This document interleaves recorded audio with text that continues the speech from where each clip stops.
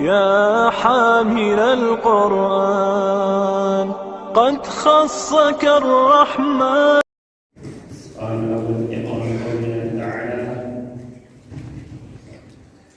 فكلي واشربي وقري عينا فإما ترين من البشر أحدا فقولي إني نذرت للرحمن صوما.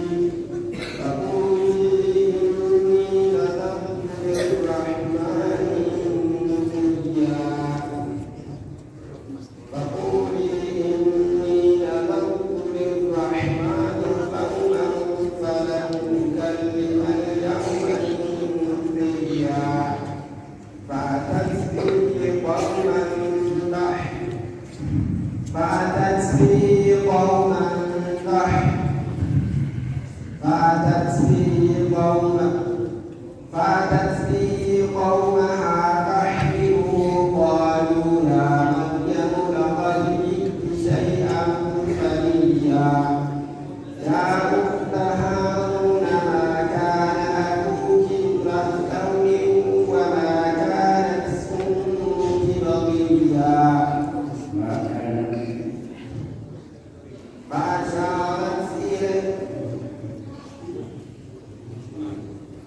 وما كانت أمك بغيا فأشارت إليه قالوا كيف نكلم من كان في المهد صبيا فأشارت إليه قالوا كيف نكلم من كان في المهد صبيا قال إني عبد الله آتاني الكتاب وجعلني نبيا وجعلني مباركا أينما كنت وأوصاني بالصلاة والزكاة ما دمت حيا.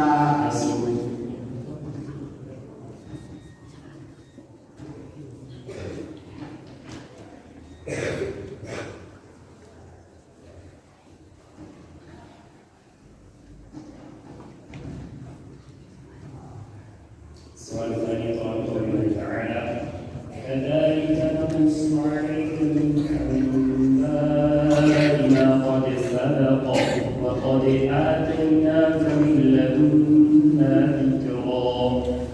كذلك نقص عليك من أنباء ما قد سبق وقد آتيناك من لدنا ذكرا من أعرض عنه فإنه يحمل يوم القيامة وزرا خالدين فيه وساء لهم يوم القيامة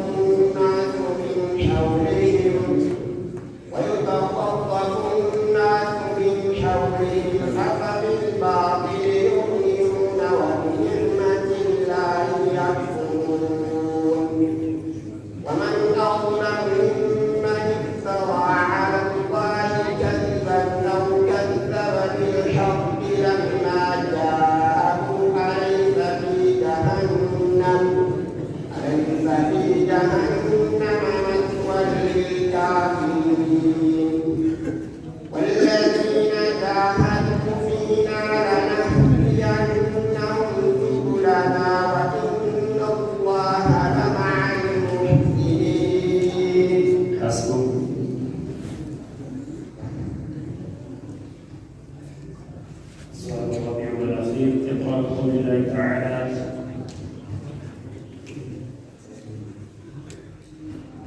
من أول سورة الفتح: إنا فتحنا لك فتحا مبينا. إنا فتحنا لك فتحا مبينا ليغفر لك الله ما تقدم من ذنبك وما تأخر ويتم نعمته عليك ويهديك صراطا مستقيما وينصرك الله نصرا عزيزا. والذي أنزل السكينة في قلوب المؤمنين ليزدادوا إيمانا مع إيمانهم ولله جنود السماوات والأرض وكان الله عزيزا حكيما. ليدخل المؤمنين